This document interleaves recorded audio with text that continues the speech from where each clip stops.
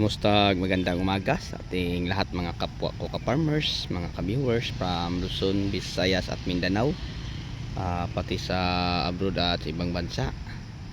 So sa araw ito mga ka-farmers, magbahagi na po tayo ng kunting kaalaman sa pagtatanim po ng kamatis. So bago natin mga ka-farmers ibahagi ang kunting kaalaman dito sa ating munting YouTube channel. Mega love shout out po pala kay Carlo Chico watching from Germany. Okay, kay ka-farmer Elias ng Santa Cruz Zambales, mega love shout out din. Okay, kay Victor Orsis, mega love shout out din. Kay ka-farmer Corrals, thank you so much sa inyong lahat. So sa mga followers ko sa aking Facebook feeds at saka sa aking reels, mga subscriber, so sa inyong lahat at sa inyong walang sawang pagsuporta, ako po ay magpapasalamat po sa inyo, kasi nang dahil po sa inyo hindi ko po maabot ang road 17k subscriber at saka 50,000 followers. So maraming salamat po sa patuloy ninyo na pagtiwala at saka sa inyong walang sawang pagsuporta sa ating munting YouTube channel. So sa inyong lahat po mga ka-viewers, mga subscriber, sharer at commentator, maraming salamat and God bless. So ngayon mga ka-farmers, sa umagang ito mag-update lang po tayo sa ating kamatis. So yung kamatis natin mga ka-farmers, na itanim natin to magdalawang linggo na. Ang iba din parang isang linggo pa. So baka may nagtatanong bakit ganito pa kalaki, kasi yung time na naitanim to mga ka-farmers 9 o 10, malakas pa ang ulan dulot ni bagyong Inday, kaya ang mukha ng ating kamatis ay ganito pa, na bugbog sila ng sobra. Yan, maliit pa mga ka-farmers, tag isang dampal pa lang. And then doon banda sobrang liit pa din, kasi kahapon pa natin pinapahulipan. So yun po mga ka-farmers, share ko lang po sa inyo, may dalawang paraan po tayo sa pagtatanim ng kamatis, yung tinatawag nating puting. Ang puting mga ka-farmers, unang-una nagbubutas ka sa lalim ng mga 6 inches, nilagyan mo ng fertilizer at ipot bago sinimulan ang pagtatanim.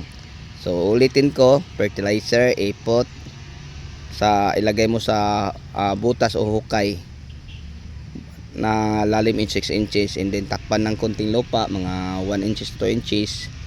Doon mo ang punlang ang kamatis mo na itatanim. So yun lang mga ka-farmers. Pero pag halimbawa katulad nito, dahil wala na kaming oras o kinakapos na sa oras dahil sa ulan mga ka-farmers, and then ang lupa hirap naming trabahuin dahil napaka lagkit, parang ayaw umalis sa pala pag masandok. So yun po mga ka-farmers, hirap siya trabahuin. And then pag sobrang ulan, ang lupa nito ay matagal mag-absorb dahil adobe ang ilalim. Kaya nga sinabi ko sa mga vlog ko, iwan ko kung mapaganda ko pa to yung mga pananim ko na mga gulay dito, dahil adobe ang ilalim. Mataba naman ang lupa, pero pag hukayan natin itong mga ka-farmers, isang dampal lang adobe na, isang dampal kalati ang iba. Ganyan lang mga ka-farmers. So lahat ating mga pananim dito ay napasubok sa matinding ulan, kasi yung 4 na araw 4 na gabi, yun ay ang ulan ay tuloy-tuloy, walang tigil. Kaya nga kahit mataas dito ng konti ang area natin, pero parang nabaha dahil ang ulan mga ka-farmers tuloy-tuloy.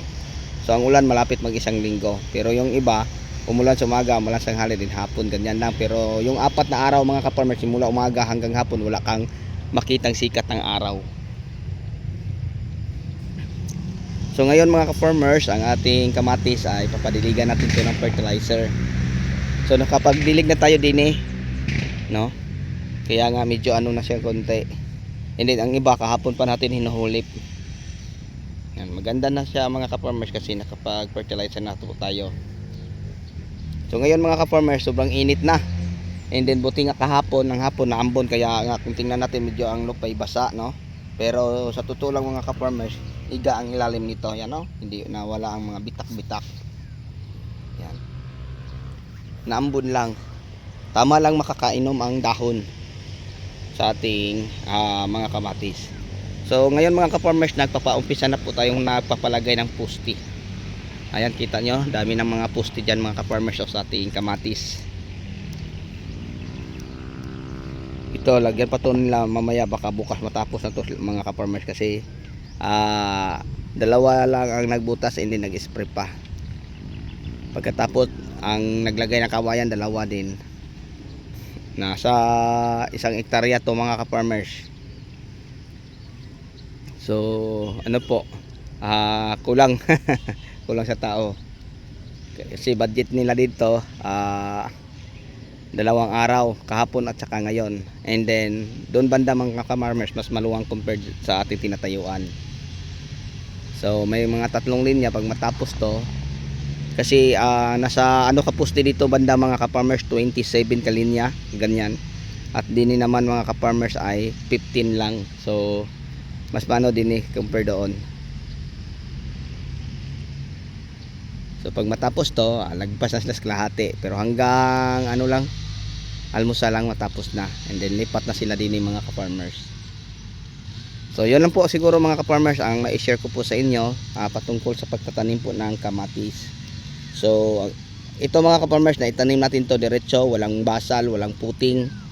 So ang gagawin lang namin dito mga ka-farmers, maglagay na lang kami ng ipot ng manok, tapos ang lupa sa ilalim ng mulching, yun ang kunin namin panambak sa puno ng kamatis. Kasi ang kamatis mga ka-farmers, share ko lang po sa inyo, magkakaugat din ang katawan niya, no?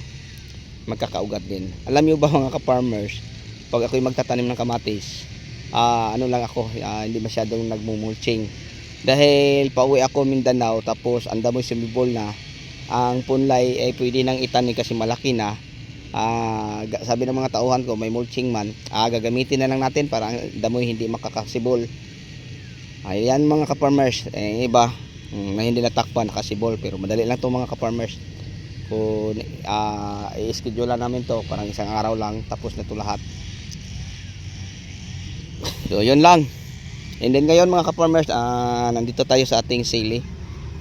Yan, nakapagdilig na tayo din ng fertilizer 2 beses na.